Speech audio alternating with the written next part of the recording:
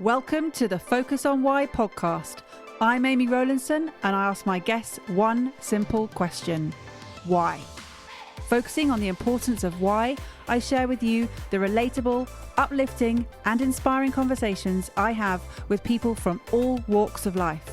This podcast will encourage you to focus on your why to enable and empower you to achieve the success you desire. Have a purpose, have a plan, focus on why. Before we get started, are you thinking of creating a podcast or are you a podcast host already? As a podcast strategist, I can help you to launch or relaunch a purposeful and profitable podcast which will inspire, entertain and educate a global audience.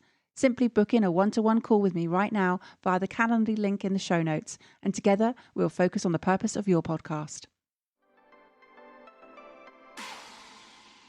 Today on Focus on Why, I am joined by Lynda Shaw. Lynda, hello and welcome. Hello, Amy. How are you doing? Oh, I'm doing really well. And I'm so excited to have the president of the Professional Speaking Association on this podcast. Boom, there she goes. That's funny. So let's get started. Let's delve into the world of Lynda Shaw. My goodness, what a world that is. Tell us more. What is it you're doing at the moment?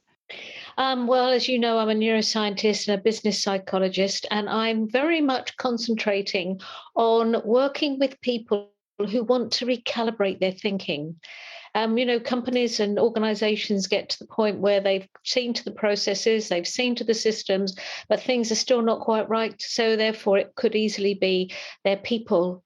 So I work with a C-suite and I give talks on keynote talks on recalibrating the brain.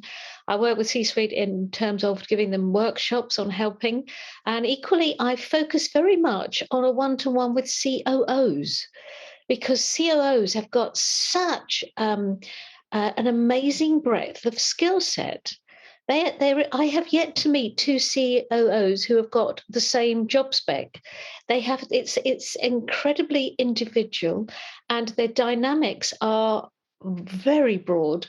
And to work with them is an absolute joy because they're on the journey of getting to the goal that the CEO has set or the board has set. So working with them is phenomenal. We have great fun doing it and we make some big inroads. So that's all good. And the other thing I do, of course, is I've got my online program called the Neuroscience Professional Development Program, and also the Learning Lab, which is a deeper dive into the neuroscience lessons. And that's for the individual. So I'm working with I'm working on keynote speaking. I'm working on workshops. I'm working on individuals in corporations and individuals who are wanting to improve their knowledge of neuroscience for their own sake and their own business. So I've got a lovely breadth of way I deliver my stuff. So that's what I'm up to. In a nutshell. In a nutshell. And I just wanted to sort of ask you about, you said you recalibrate their thinking or recalibrate the brain. What's the difference? Well, recalibrate is actually rather an interesting word, isn't it? Recalibration, one thinks of as in terms of mechanics, recalibrating the clock when they changed. You change it by 1 hour. You recalibrate machinery. You recalibrate all cars. You recalibrate all sorts of things. But I rather like talking about it in terms of the brain, which of course enables thinking, because when I talk about embracing change or enabling change, we have a problem in that people go, oh no, that's too hard. I can't cope with the idea. I don't want to change the world. I've got too much to do. I'm far too busy. But if I talk about it in terms of recalibrating, it's little tweaks that make a very big difference. And that is what I concentrate on. So recalibrating the brain, our brain changes our behavior and our behavior changes our brain. So we are actually in a lot more control of our brain than we think. We're not completely in control of it because that would be silly, because we need our fight or flight response and all of those other things that are below conscious awareness. But nevertheless, there are things that we can attend to that we're in control of. And in so doing, we actually are changing the wiring of our brain. We're even changing the structure of the brain by the differences in our behavior, which is why I say the brain changes behavior and behavior changes the brain. It's this glorious feedback loop that we're able to manage very well when we're aware of how to do it. Lynda, you've just reminded me. I went on your neuroscience professional development program, which is fabulous, and I learnt so much. And I had to press pause and rewind and listen back to things. And I'm already wanting to press pause and rewind what you've just said to catch up. It's just there's just so much going on in your mind, and being able to articulate that so beautifully and with such depth. Have you always had this skill set of being fascinated by the brain? Oh, yes. And I didn't know it was about the brain when I first started this fascination. I can go right back to when I was a very small child and I wanted to speak to very old people. Well, of course, that probably meant 30 years old to a small child. But these people actually did have lots of lines and wrinkles. So I figured they're probably getting on a little bit. And I loved them. I wanted to find out why they did what they did.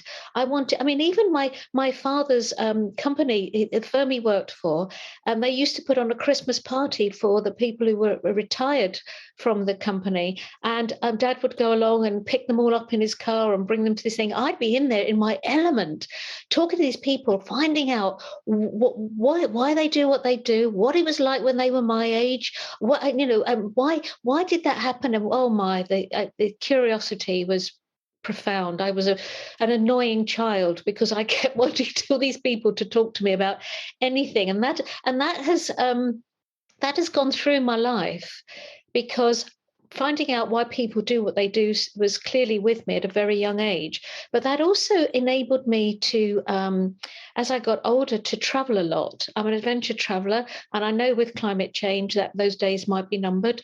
But nevertheless, that is what I love because if I can get amongst Indigenous people and just watch them, watch women at the river washing clothes, watching them at the water pump in the village, watching two wedding parties coming together of the bride and groom and making out of leaves the cups and the little plates ready for the wedding breakfast. I mean, it's absolutely fascinating to understand people, which is why I've got such a love of anthropology, which is a whole nother story. But what that does, all of that enables freedom. It enables me to be free of constricting thoughts. It enables me to open up my thinking and being free to make decisions and deliberate choices based upon my interest in all the cultures of the world, all different kinds of people.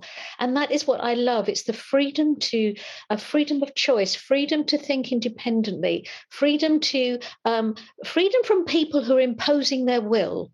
I really dislike that. I I've got a problem with bullying. I do not personally, thank goodness, but I really don't like bullies who impose their will on others. So all of that sort of has come out of that original question, of that you came up with, and that then leads on to I've got this. I've had it for years and years and years. I need to make my life useful. I need to make I'm aware that life is so precious and short. And I even had diaries years ago where every year I would mark down why that year was spent well. And I now choose not to do that on a yearly basis, but I certainly do it by decades. I need to know that in my 20s, I used well because, in my 30s, I used well because, in my 40s, I used well because, and I'm going to stop there.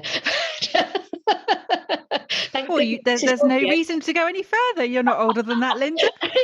Yay for audio. So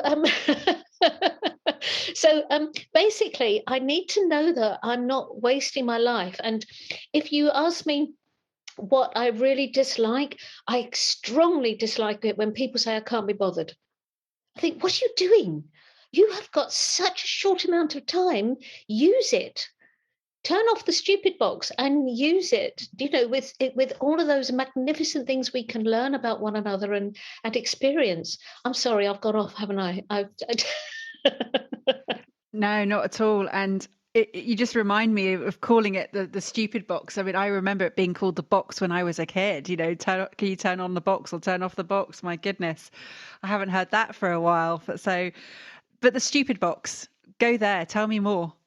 Well, originally the stupid box, I was very, very lucky to travel to Bhutan a few years ago and trek in the Himalayas, which I've done from Nepal and Tibet. But Bhutan it was about the first year that they'd opened up their borders to an unlimited amount of tourists. And our guide was wonderful, a really cracking man. And we were up in the hills, trekking away and having a lovely time. But when we got back to the hotel, he stayed with us to have something to eat and drink. And we started to learn even more about him and his family. And he got really cross.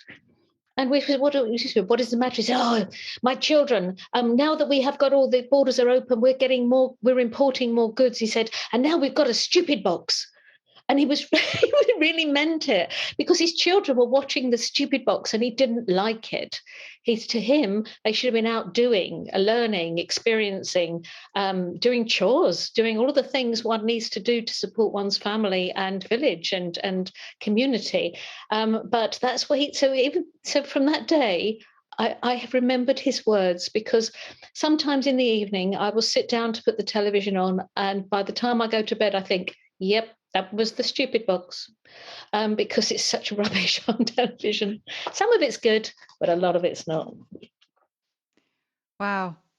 Yeah, I'm with you on that. And it's so easy, as you say, to just sort of switch off and have that mode of I can't be bothered and just go to that default of allowing something else to happen to you. But you are someone who is so driven and driven by freedom. It is clear here. You've mentioned it several times, but being free of constricting thoughts. Has it been a case that you have had moments of having constricting thoughts? Yes, certainly. When one is, especially something that you're trying that's new, you try to. I can remember, for instance, when I first became a professional speaker, I would be talking in an organization or a conference. I would dress what I thought was the correct mode of dress. And I actually looked like a trussed up chicken because I had all these clothes on that were restricting me. Don't do this to me. I did it to myself, because I thought that would be people relate to people like them. So I wanted to look corporate. I'm not in the least bit corporate. So those restricting ideas, I think, happen when we are new to something and we think we need to fit in. In actual fact, there's no need to fit in at all as long as you're not hurting anyone. You can just be yourself. And that authenticity, I think people warm to far more than somebody who's looking that uncomfortable, which is a way of thinking about restricting thoughts. I can't imagine that you did look like a trussed up chicken, but because it's conjured up all sorts of images now, and maybe at a Christmas party you could turn up like that. It would be awesome. But from the perspective, Lynda, of going back to the fact that you just said that you're not corporate at all, and yet your entire environment is working with the corporate world. Yes, it is. I think the corporate world has changed a lot in that it now realizes it's got to be far more entrepreneurial in the way it acts. It's got to be far more innovative. It's got to be fast in the changing world, which sounds an awful cliche, but my goodness, you've really got to think on your feet. You have to keep up with the times. You've got to know what your clients and customers want and keep up with that and not decide what you think they want. And I think the whole corporate environment has changed to be a lot more relaxed and in terms especially of embracing different ways of thinking, diversity, equity, and inclusion. Of course, it is those differences that bring richness to any kind of organization, any kind. So by not looking, and I also think that especially these days, we are far more relaxed in our way of dressing anyway in the corporate world. It wasn't long ago you go into the square mile in the city of London and you still have men dressed in pinstripe trousers and black jackets. Goodness me, that seemed like forever ago, but it wasn't that long. So, people now are in chinos and a jacket and not necessarily in a suit. And women are not. In fact, before COVID appeared on our doorsteps, I was in a law firm in the City of London. And I'm always interested in what the women are wearing. And bearing in mind, this was a very corporate type of law firm. I thought the last uniform for women to no longer have would be high heel shoes. And so I was looking at the feet of all these female lawyers, and they all had flat shoes on. I was like, oh my goodness, yes, we can have comfy feet, yes. So that really struck me. That was about 3 years ago now. And I thought that was excellent. So, we can be, if we're more comfortable, if we put our brains in a pleasurable state because we're comfortable and we're enjoying what we're doing, we are far more efficient and effective and so much more productive for our bosses and indeed as a boss. So I think this is all tying in rather nicely. We're evolving rather well. And did you just describe your brain as your boss? My brain is my boss, and I am the boss of my brain. How does that work?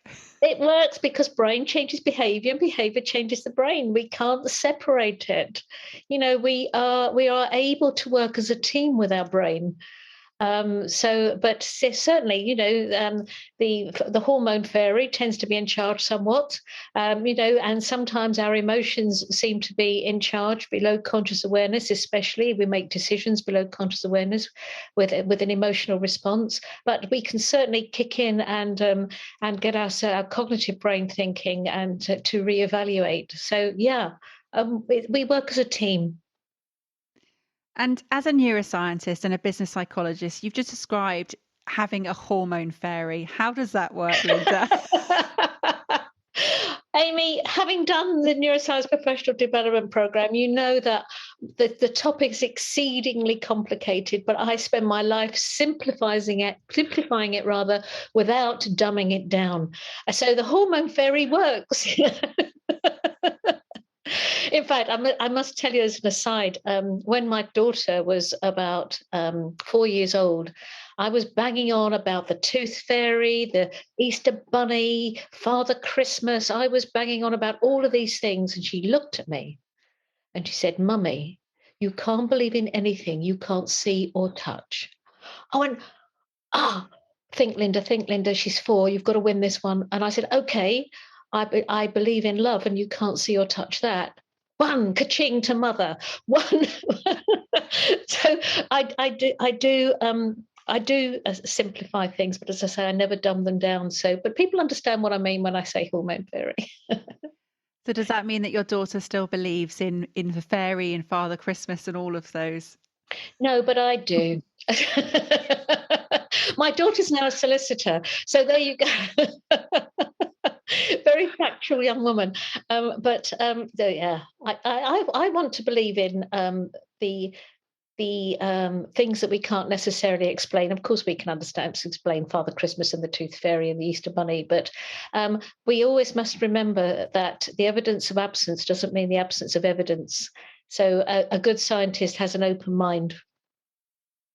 Oh, you're just spoon feeding all these wonderful quotes that I'm just going to be able to hand pick and to promote this episode. And that is just definitely one of them.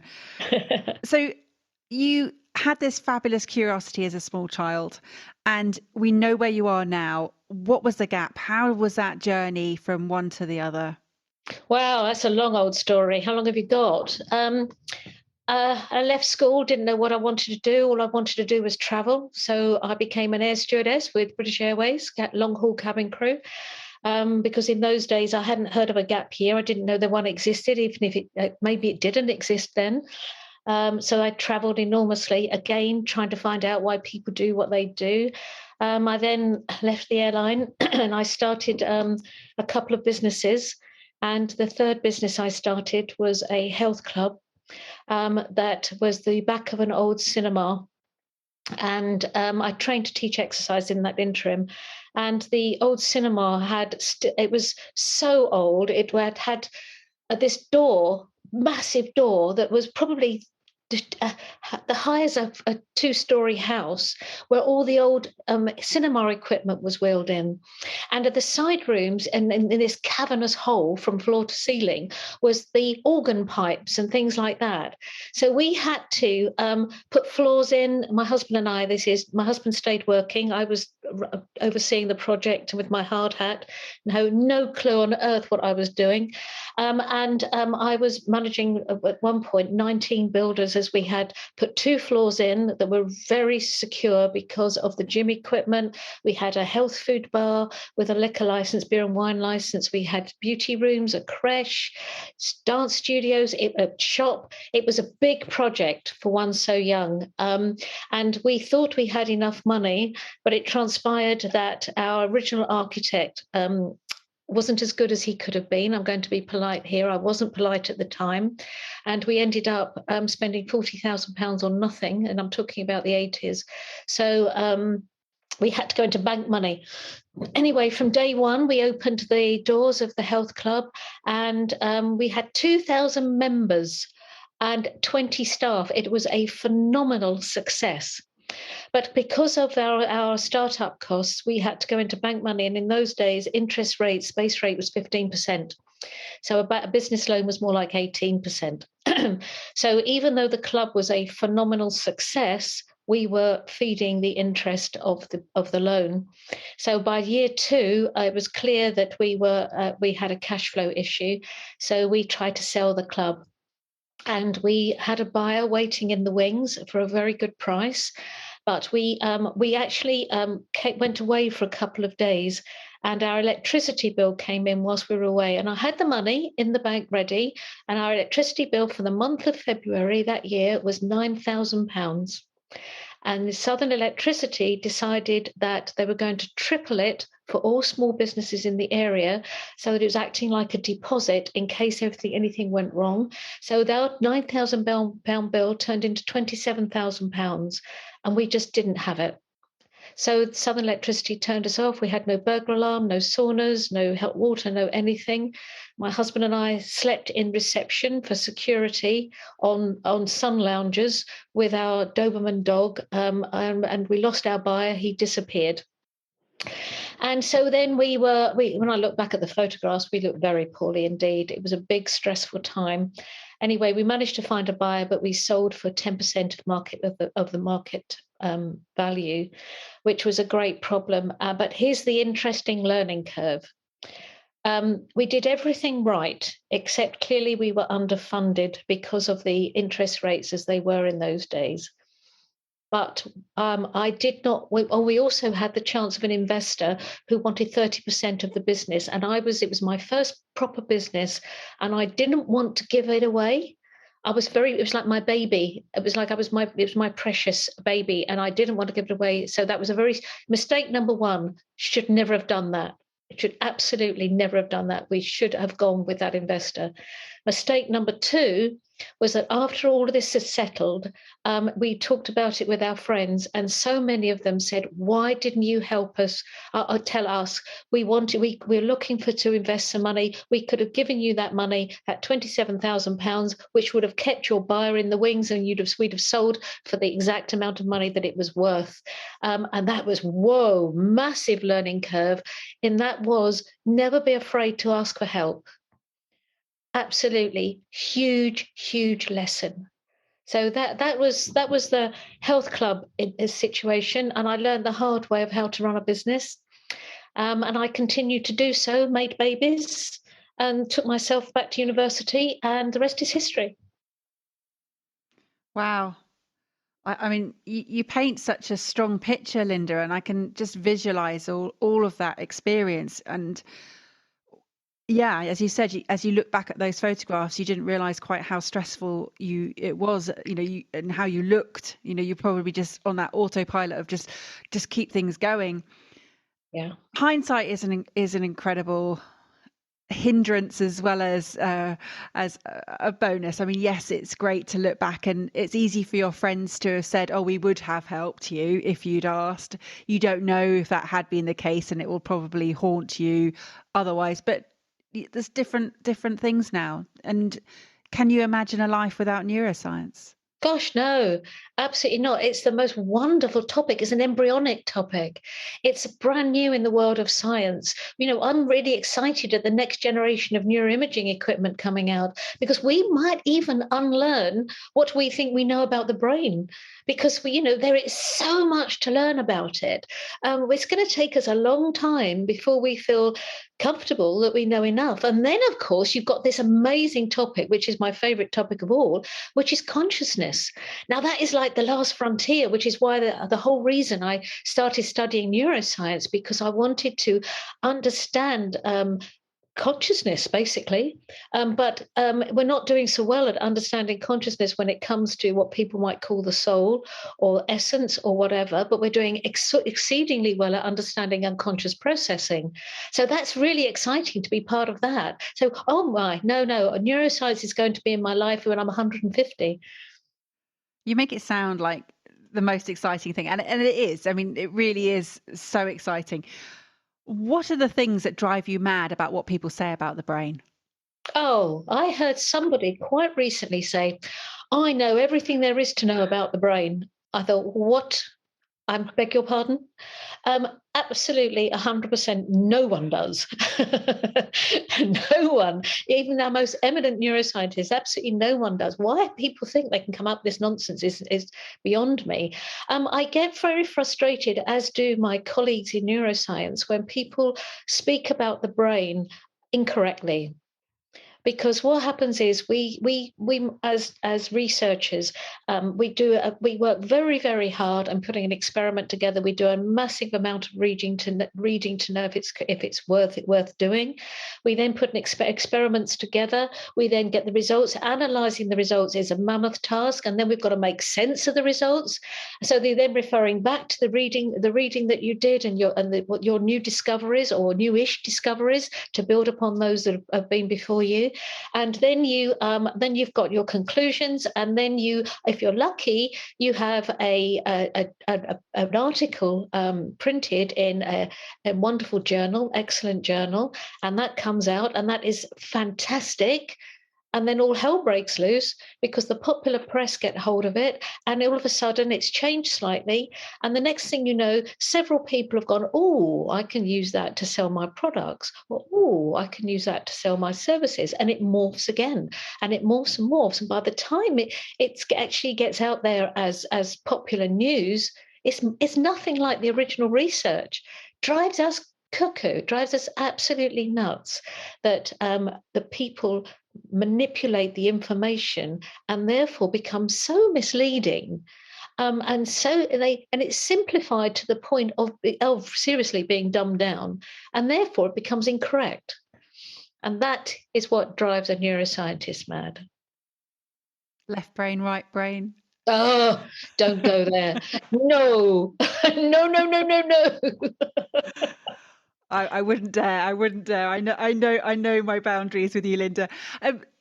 Let's talk about purpose. What is feeding the purpose behind your work? I get a huge kick out of enabling people to be in charge of their destiny, to as much into the limitations of what I know the brain it has to do automatically.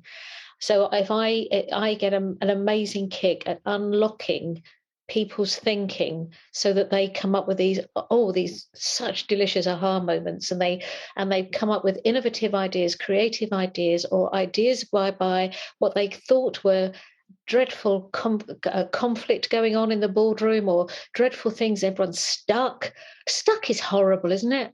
I don't like stuck.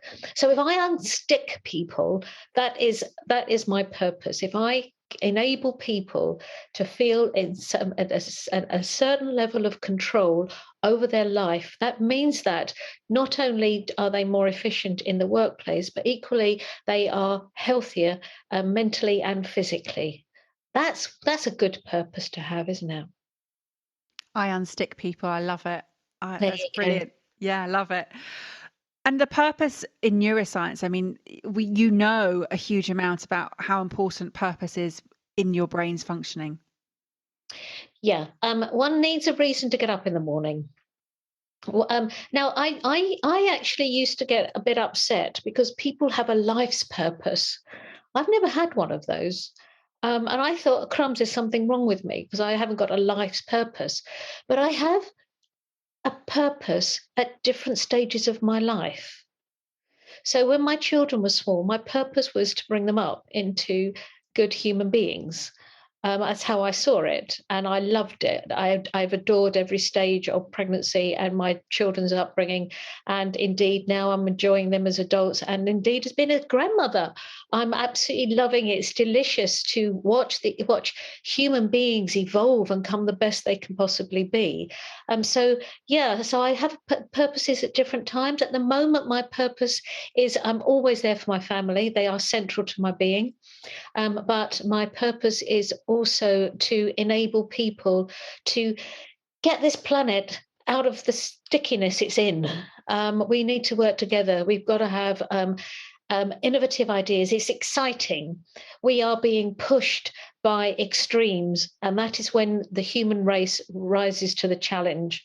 And we are going to be seeing some fabulously exciting things coming up with some incredible adventures for us all to participate in. Yeah, absolutely. I love it, and I love your way that you use delicious.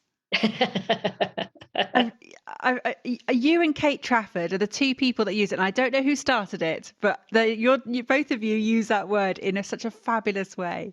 Have I used it today? I don't even. Twice. Oh my goodness! I didn't realize I did.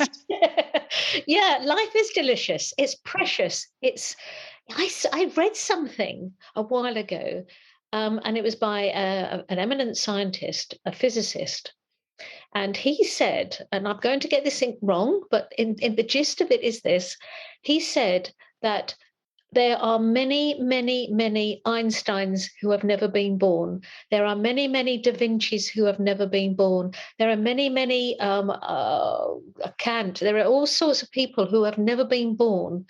So we have been. So let's use that because there are many um, particles out there that will never become human beings. And I just thought that was an excellent way of thinking about it. So if we have been blessed with a life, let's get on with it and make the best of it we can.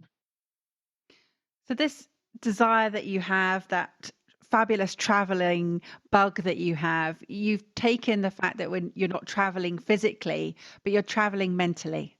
Yeah, yeah, I am. Yeah. Um, Clearly, I'd love to get back up and have physical adventures, but the climate is far more important. So, clearly, so far more important. But what that means, we might have some amazing brains come up with innovative ideas of managing both. I don't know. That's why it's exciting to keep watching. But for me, reading of the internet, goodness me, Zoom, Teams, anything else you want, we can be talking to other cultures around the globe and learning about them. We don't, as much as I'd love to be there physically, the second best thing is actually still to reach out to people and, as I said at the beginning, find out why they do what they do. Why is that? What's going on in your country? Why, what do you think is going on in England? What do you think is going on in the UK? What are your newspapers telling you about us? Which invariably is nothing like what we think is going on. So therefore, what we are reading about other cultures is probably not what they think is going on.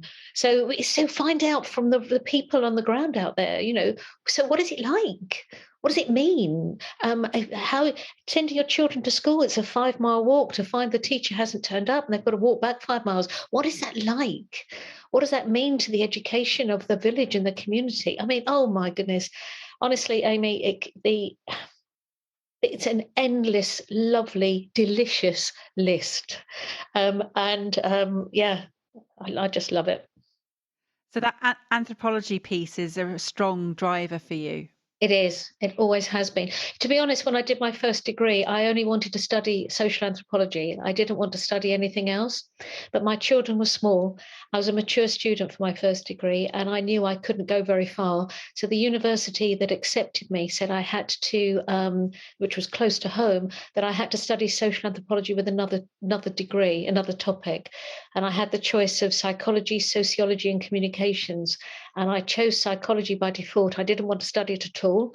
But by the time I got into it, I realized how hard anthropology is. Oh my, it's about life.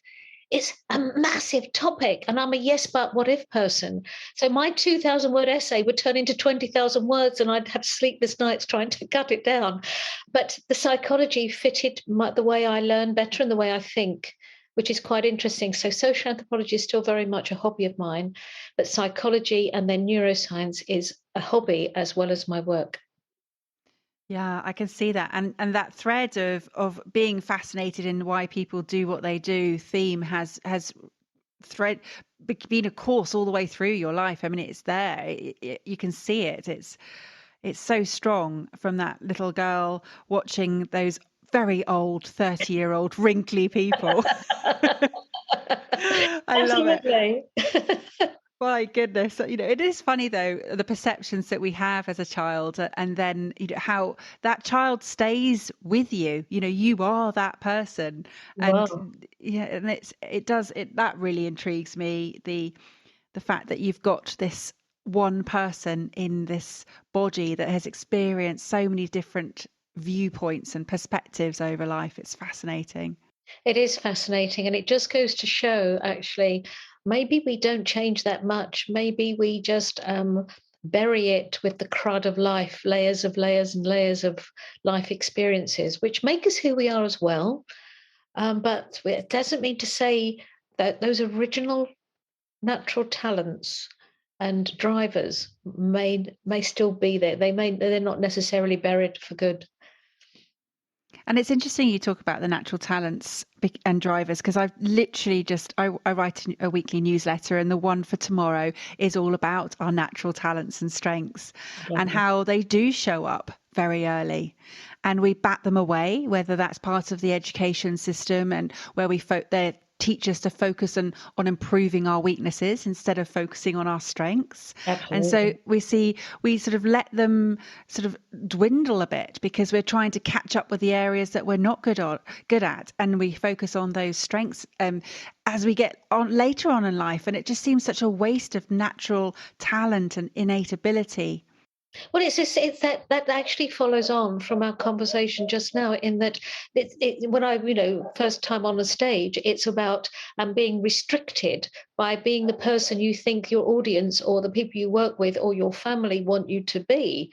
But so again, we're coming back to the freedom thing, because if we follow our innate curiosities, that we seem to have been born with. And clearly, we can't go into the nature nurture debate because that's a whole different topic.